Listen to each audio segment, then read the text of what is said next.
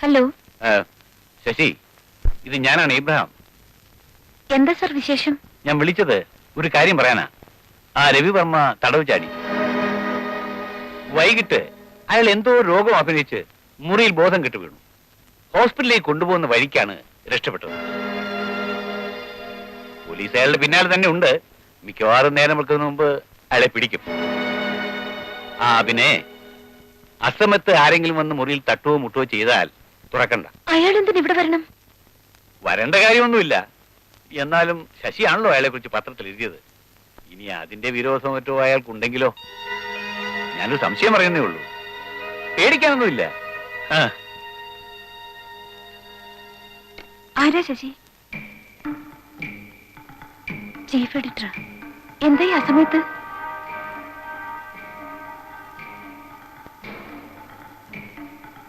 എന്താ ശശി, എന്തു പറ്റി? രവിവർമ്മ തടവ് ചാടി. എപ്പോൾ? ഇന്ന് രാത്രി. നാളെ വെളുപ്പിനില്ലേ രവിയെ? ആരെങ്കിലും വന്ന് വിളിച്ചാൽ വാതിൽ തുറക്കണ്ടെന്ന് പറഞ്ഞു. ഇവിടെ അങ്ങ് ആരും വരില്ല. നീ കിടന്നുറങ്ങാൻ നോക്ക്.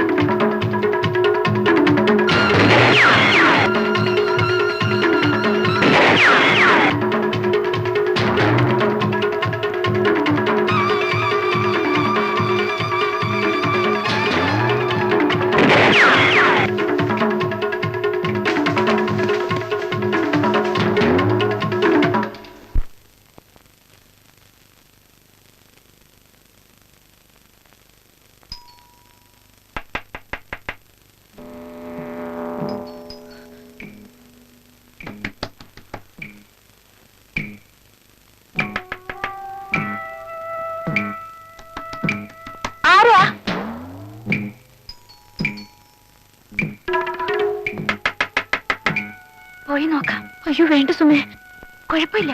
കഥ ഓർക്കാതിരുന്നാ മതി.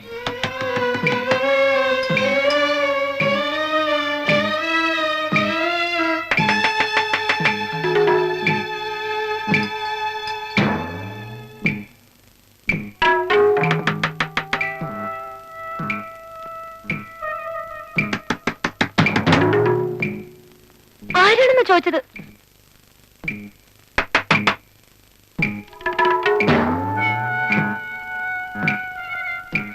പോലീസാ? എന്താ ഇൻസ്പെക്ടർ? രവിവർമ്മ എന്നൊരു തടവ് പുള്ളി ജയിൽ ചാടി. ഞങ്ങൾ ഫോളോ ചെയ്യുകയായിരുന്നു. ഇവിടെ എത്തിയപ്പോൾ അയാളെ കാണുന്നില്ല. അകത്ത് ശബ്ദമൊന്നും കേട്ടില്ലല്ലോ? ഇല്ല. എന്തെങ്കിലും വിവരം കിട്ടിയാൽ സ്റ്റേഷനിലേക്ക് ഫോൺ ചെയ്യണം. ഓക്കെ, നിങ്ങൾ കഥ കടച്ചു കിടന്നോളൂ.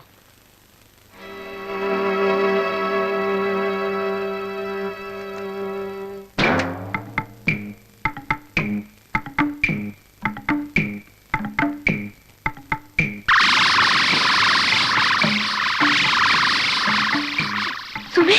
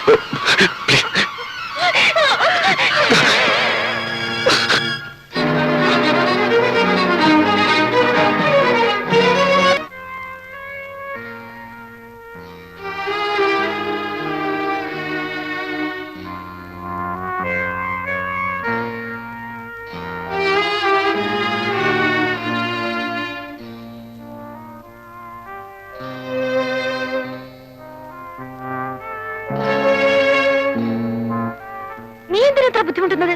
അത് ഈ മനുഷ്യന് വേണ്ടി. ഒരു കൊലപാതകം ചെയ്യാനുള്ള മനക്കരുത്ത് എനിക്കുണ്ടായിരുന്നെങ്കിൽ ഞാൻ തന്നെ ഇയാളെ... ശശി, മരിക്കാൻ പോകുന്ന ഒരു മനുഷ്യനെ രക്ഷപ്പെടുത്തേണ്ടത് ഒരു ഡോക്ടറുടെ ചുമതലയാണ്. എല്ലാം അറിയാവുന്ന നിനക്കെന്താണ് ഇയാളോട് ഇത്ര സഹതാപം? അതാണ് എനിക്ക് മനസ്സിലാകാത്തത്. ഏതായാലും ക്രിട്ടിക്കൽ സ്റ്റേജ് കഴിഞ്ഞല്ലോ, ഇനി പോലീസിൽ അറിയിക്കാം. ഇയാൾക്ക് ബോധം തെളിയുന്നതിന് മുൻപ്... സുമി, നിനക്ക് ഭ്രാന്താണ്. ഇയാൾക്ക് ബോധം വന്നാൽ നമ്മളെ രണ്ടുപേരും ഇയാൾ എന്താ ചെയ്യാൻ പോണെന്ന് അറിയില്ല. രവിക്ക് ഇപ്പോഴൊന്നും ബോധം വീഴില്ല. പൾസ് തീരെ വീക്കാണ്. രക്തം കുറെ ഏറെ പോയിട്ടുണ്ട്. അതാ പറഞ്ഞത്, പോലീസ് വരട്ടെ, അവര് കൊണ്ടുപോയി ചികിത്സിച്ചോളും. ശശി,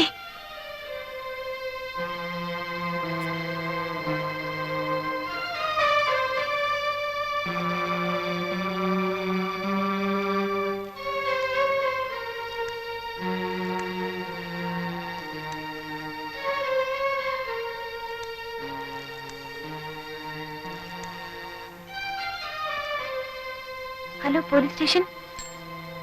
രവിയുടെ പോക്കറ്റിൽ കിടന്ന മുദ്രക്കടലാസായത്. എന്താ ഇതില്? ഞാൻ വായിക്കാം. തെക്കങ്കൂർ കോവിലകത്ത് രവി എന്ന് വിളിക്കപ്പെടുന്ന KV രവിവർമ്മ എഴുതുന്ന വിൽപ്പത്രം.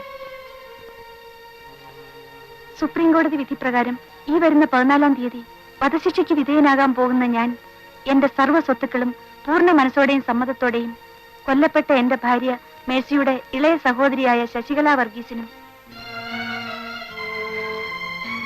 സഹോദരനും മൈനറുമായ ജോയ് വർഗീസിനും ഇതിനാൽ നൽകിക്കൊള്ളുന്നു. സ്വത്തുക്കളെ സംബന്ധിക്കുന്ന വിവരങ്ങൾ താഴെ ചേർത്തിരിക്കുന്നു. രവിവർമ്മ.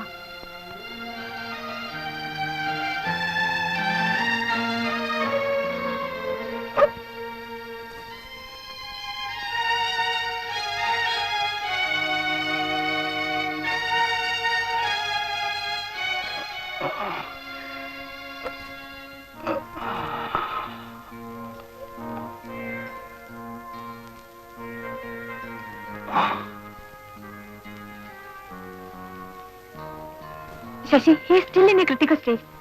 എന്തെങ്കിലും ഉടനെ ചെയ്തില്ലെങ്കിൽ ഞാൻ ഹോസ്പിറ്റലിൽ പോയി കുറച്ച് ട്രിപ്പ് ആംബുലൻസ് എടുത്തിട്ട് വരാം. സുമി, ഞാൻ... ശശി, പ്ലീസ്, പറയുന്ന കേക്കൂ.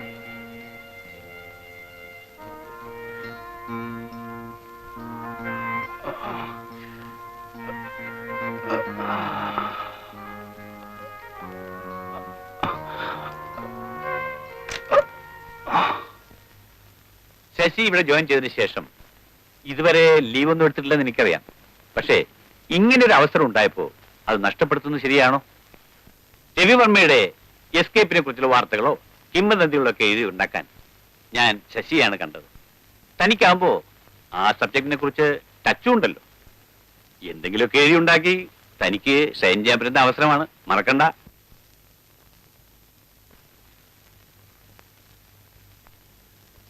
ഒരാഴ്ചത്തെ ലീവ് സാങ്ഷൻ ചെയ്തിട്ടുണ്ട്. അത് കഴിയുമ്പോൾ നേരേക്ക് പോന്നേക്കണം. എക്സ്റ്റൻഷൻ ഒന്നും ചോദിച്ചു വരരുത്. അതുവരെ രവിവർമ്മയെ പോലീസ് പിടിക്കാതിരുന്നാ മതിയായിരുന്നു.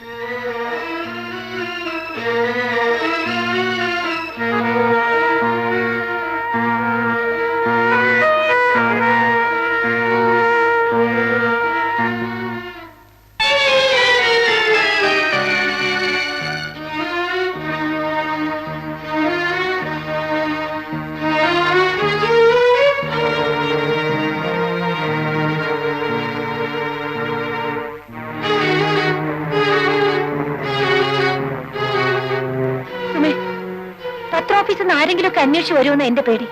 പുറത്താരെങ്കിലും അറിഞ്ഞാൽ നമ്മളായിരിക്കും ആദ്യം ജയിലിൽ പോകുന്നത്. സുമേ, ഞാൻ പറയുന്നൊന്ന് കേൾക്കൂ. ഇനിയെങ്കിലും പോലീസ് അറിയിക്കാം. അവര് കൊണ്ടുപോയി ചികിത്സിച്ചോളും. ശരിയാണ്, അവര് ചികിത്സിച്ച് രക്ഷപ്പെടുത്തും. എന്നിട്ട് എന്തിനാ തൂക്കിക്കൊല്ലാൻ? നിനക്കെന്താ ഇയാള് രക്ഷപ്പെടുന്ന ഇത്ര വാശി? എനിക്കറിയാം, നീ ആ വിൽപത്രം കണ്ട് വീണുപോയി കാണും. എനിക്ക് അയാളെ പണം സ്വത്തൊന്നും വേണ്ട. നീ എന്തൊക്കെ പറഞ്ഞാലും ഇയാളെ രക്ഷപ്പെടുത്താൻ ഞാൻ കൂട്ടി നിൽക്കില്ല. He deserves death. ഒരു പക്ഷേ രവി നിരപരാധിയാണെങ്കിലോ? അതോർത്ത് ജീവിതം മുഴുവൻ നമുക്ക് പശ്ചാത്തപിക്കേണ്ടി വരില്ലേ ചേച്ചി?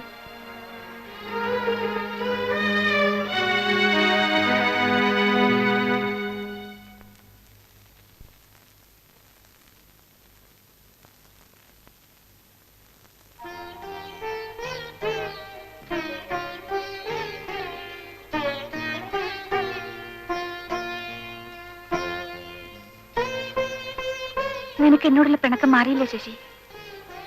രവിയുടെയും മേഴ്സിയുടെയും കഥകളെല്ലാം അറിയാവുന്ന ഞാൻ ഒരു കാര്യമില്ലാതെ ഇങ്ങനെയെല്ലാം ചെയ്യുമെന്ന് നിനക്ക് തോന്നുന്നുണ്ടോ? നീ എന്താ ഒന്നും മിണ്ടാത്തത്?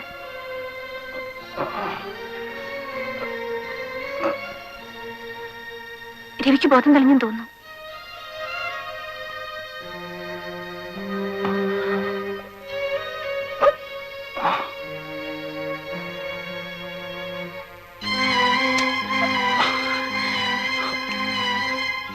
രവി, എന്താ രവി? രവി, രവി,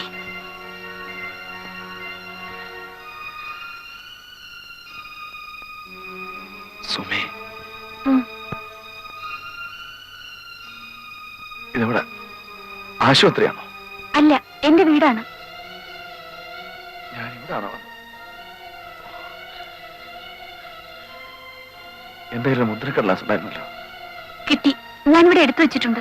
എന്റെ കൈയും കാലും ആകെ വേദനിക്കുന്നു. ഈ കെട്ടൊന്ന് അഴിച്ചു വിടാമോ? ഇല്ല. ഇത് അഴിച്ചാലും എനിക്ക് അങ്ങോട്ട് പറ്റുമെന്ന് തോന്നുന്നില്ല. വെളുപ്പാൻ കാലത്ത് പോലീസിനെ ഭയം ഓടി കയറിയതാ. ഞാൻ നിങ്ങൾ ആരെയും ഉപദ്രവിക്കില്ല.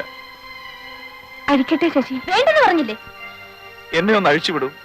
ഞാൻ എവിടെയെങ്കിലും പോയിക്കോളാം. പ്ലീസ് എന്നെ ഒന്ന് അഴിച്ചു വിടൂ സുമേ. പ്ലീസ് എന്നെ ഒന്ന് അഴിച്ചു വിടൂ സുമേ. സുമേ, എന്തെങ്കിലും ചടക്കി കുത്തിവെച്ച് ഇയാൾ ഉറക്ക്, അല്ലെങ്കിൽ പോലീസിനെ അറിയിക്ക്. എനിക്കൊന്ന് ഉറങ്ങണം. എന്നെ ഉറക്കരുത്, ഞാൻ പോയിക്കോളാം. പ്ലീസ് സുമേ, എന്നെ ഉറക്കരുത്. പ്ലീസ്, എനിക്ക് പോണം. എന്നെ ഉറക്കരുത്, ഞാൻ പോയിക്കോളാം. പ്ലീസ് ഉറക്കരുത്. പ്ലീസ് എന്നെ ഉറക്കരുത് സുമേ. പ്ലീസ് സുമേ, വേണ്ട സുമേ. പ്ലീസ് പ്ലീസ് ഉറക്കരുത്. പ്ലീസ്.